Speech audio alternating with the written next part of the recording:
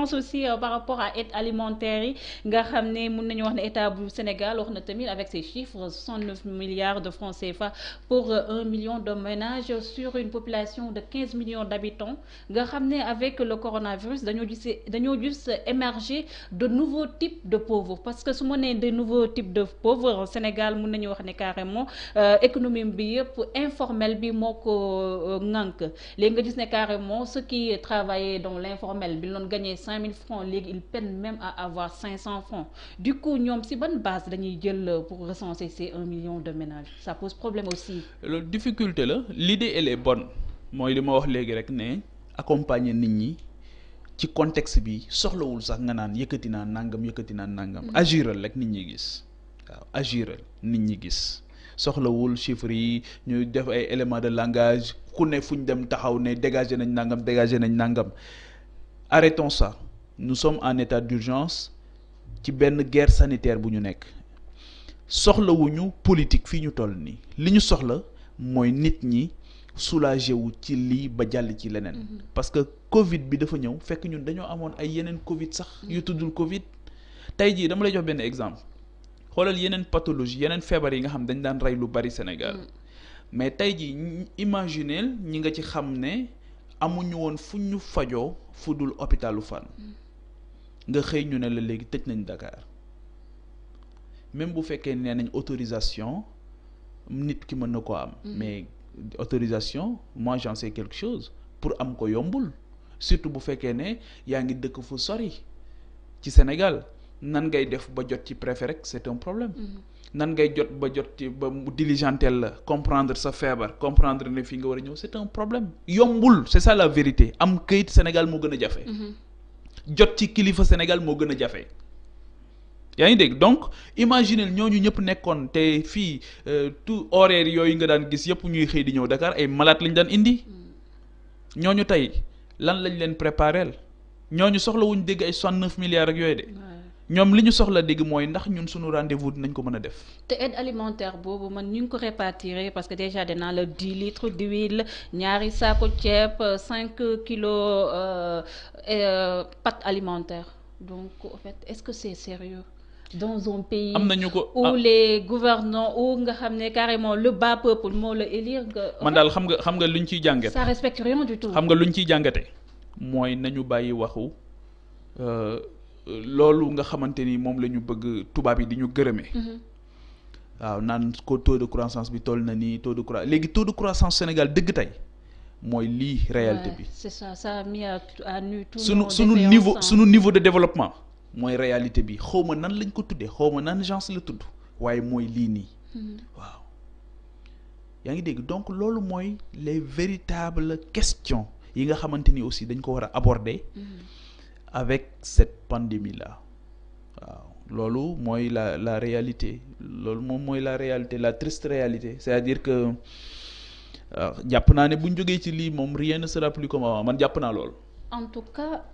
am na beneen enveloppe bu ma jaaxal aussi Pape Djibril moo nekk enveloppe bu mu jagleel diaspora bi 12,5 milliards de francs CFA pour diaspora bi man lan moo ëlëm sama xel c'est par rapport ak ventilation bi nu muy def laa la wax ba ventiller ko ba nu muy def ba distribuer ko parce que xam nga ne ñun suñu diaspora bi ils sont dans l'informel wala sax bu ñu bëggee am des papiers c'est un peu compliqué bu ñu war a baser ci carte consulaire yi moom ça c'est mort. c'est pas un peu c'est très compliqué c'est-à-dire que côté boobu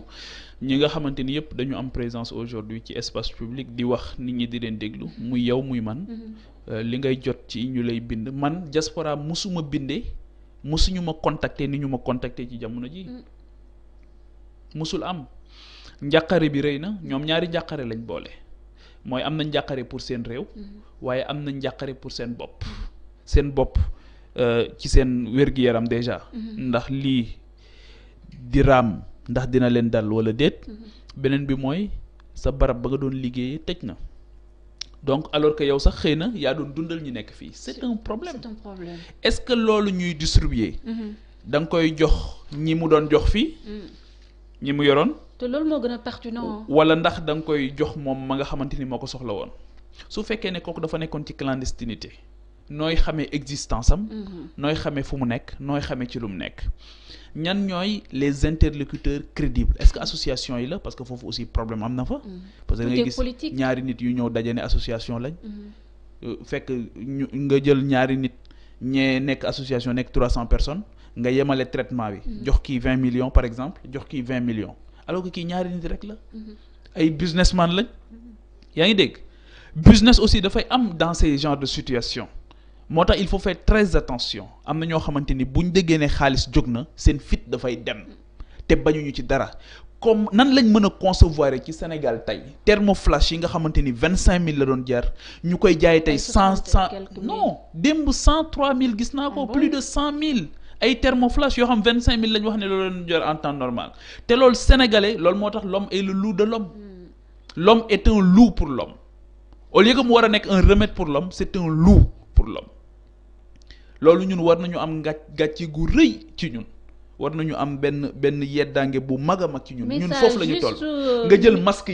yi nga xamante ni nee nañ daawul jàll lu dul 200 xaw ma 300 francs léegi ñoo ngi koy jaayee 1500 am na ñu koy jaayee 1500 francs.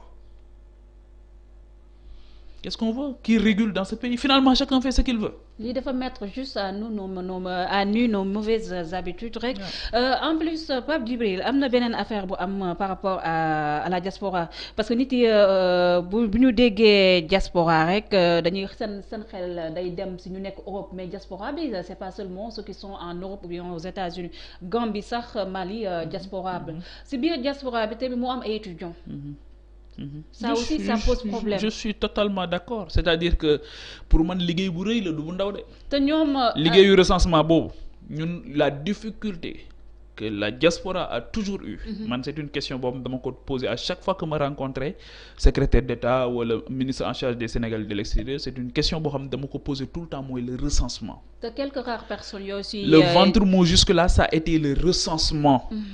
waaw le recensement léegi nag nan ngay def ba ci biir diaspora boobu nga xam ñi ko soxla ak ñi ko soxlawut parce que bu fekkee ne nit ki xëy na xeex na sax ba ñu légaliser ko xëy na wala mu am nationalité xëy na mën naa gën a yombe ci moom kooku it identifier ko mooy gën a yomb waaye mën nga koo identifier ba pare fekk na soxlawul yow li ngay joxe fekk na ki ko soxla nag moom nan ngay def ba jot ci moom kooku nga xam ci clandestinité la nekk kooku nga xamante ni fi mu ne ni ñemeetul génn amatul lu mu lekk parce que dañu amatul vendeur à la sauvette la woon par exemple da doon gàddu saagam di jaay fan la jëm effectivement li nga wax aussi c'est très pertinent on n'a pas notre diaspora du foofu rek waaw ñi nekk fii ci Gambie ñi nekk fii ci Mali ñu ay sénégalais lañ te ñoom it ci diaspora bi la ñu bokk nan lañ leen di traité nan lañ leen war a traité ña fa daan fortaatu tuuti di ko yónnee seen njaboot fii nan la seen njaboot di dundee tey bu fekkee ne ñoom nee nañ leen mënatu leen liggéey dëkk yooyu sax amagul confinement dëkk yi nga xam dafa am confinement total c'est un gros problème c'est un gros souci. te am na sax ñuy ajouter ñenn ci ñoom de part et d'autre ñoom ñi ngi wax ne déjà rek 12,5 milliards yi bu leen ko joxee ça va créer un problème entre ñoom parce que ñu ci war a jotee duñ ci jotee en plus bu ñu defee par rapport ak taux d'échange beeg tralala yu ci am yëpp mun nañu wax ne sax 30 € rek lay doon du doon dara ci ñoom am na sax ñu ci dem indi say idées yu pertinent ne pourquoi pas l'État du Sénégal jaarale xaalis bi ci yoon construire hôpital boo xam ne digne de son nom ñoo xam ne lii diaspora bi moo fi dugal. C'est intéressant aussi ça. loolu yëpp tey jii boo demee ci vers la zone du nord. di nga fa dem dëkk yoo xam la fa nekk yëpp diaspora bi ñoo ko tabax. waaw comme ay Kédougou Tamba. la fa nekk yëpp am na sax dëkk yoo xamante ni tey. diaspora bi tabax na fa ay hôpital ba mu sotti te amuñu personnel de santé ñu tabaxal état ba mu sotti ne ko ñun personnel rek lañ la laaj te yow amoo personnel bi. loolu am na Sénégal. am na Sénégal donc diaspora musul arrêté di bàyyi xel Sénégal lii ñu génne aussi ñi génne idée boobu yéene la mais je vous assure que am na ñu ko soxla guddi yi te nekk ci diaspora bi ñooñu wax seen xalaat c'est très bien pour man waaye fii ñun mënuñu fay tabax hôpital mu pare ñu jëfandikoo ko ci moment bii nii day gëw ma ne mën nañu loolu. ci contexte d'urgence bi ñu nekk nii surtout ceux qui sont en Afrique parce que ñu nekk sax ci diaspora bi Europe ak yooyu ak Italie ak Espagne ak France ci enquête yu ñu def ñoom am neen possibilité ñu am ay 700 € de dons alimentaires donc ñu nekk Afrique ay Congo ay Banjul wala sax Mali ñooñu am loolu. pour man ñooñu côté boobu foofu la état war a gën a accentuer. c'est un gros travail bu xamante ni war nañu ko def. waaye encore une fois diaspora li ko gën a sonal. bokk na ci ni ñu nommé ay politique ci yenn poste au-delà même des députés ci yenn poste yi nga xamante ni politique waru koon occupé. mu nekk consulat yi. dafa nekk tendance te su boobaa boo duggee ci politique rek yàlla mën na laa nattu. ci ngay poursuivre benn électorat. di poursuivre beneen ambition. bëgg ku la gërëm bëgg ku la waxal li nga def. waaw te contexte bi nekkuñu foofu de ñi ñuy jox aide bi par exemple Sénégal joxuñu fi kenn aide pour muy gërëm qui que ce soit yéen a ko moom seen alal la. il faut que nit ñi comprendre loolu. seen alal la xamu ko. luñ leen jox yéen a ko moom kenn mayu leen ko. kenn mayu leen ko loolu aussi il faut que ñoom ñu comprendre ko. mais ils sont pas éduqués aussi il faut pas ñu benn côté ñu leen di vouloir par rapport ak seen inconscience parce que boo amee une population boo xam ne elles sont pas assez averties aussi lu ko politicien jox rek dafa yaakaar ne ci baaxam la. xam nga li Gelwaar doon wax dafa am solo. Gelwaar li mu doon wax dafa am solo gis nga am na ndimbal loo xam buñ la ko joxee nañ la koy joxee dee sax moo ko gën. wallaay. donc moo tax ma ne. ci joxin bi nañu xool bu baax dignité ñu préserver dignité bi saytu ko bu baax xool ci yàlla tamit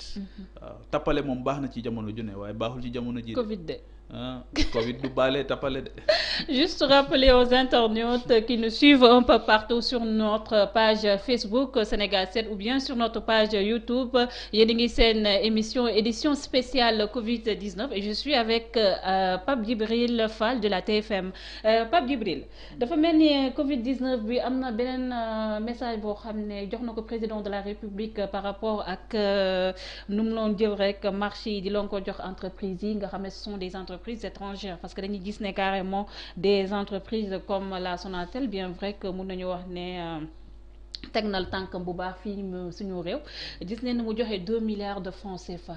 te 2 milliards yi sax gars yi ñu neen 250 millions la jël teg sur la table. yeneen 188 millions yi Sonatel neen da koy jël aménager pour hangar bu président de la République waxoon. te loolu moom c'est un projet boo xam ne c'est out parce que réquisition ne neen ay hôtel mu nekk mbir moo xam ne dafa naqadi observateurs yi wala sax la population sénégalaise ban jàngat nga ci am Sonatel qui fait un chiffre d'affaires de 1086 milliards de francs CFA en 2019 jox 250 millions sur la table ça pose problème.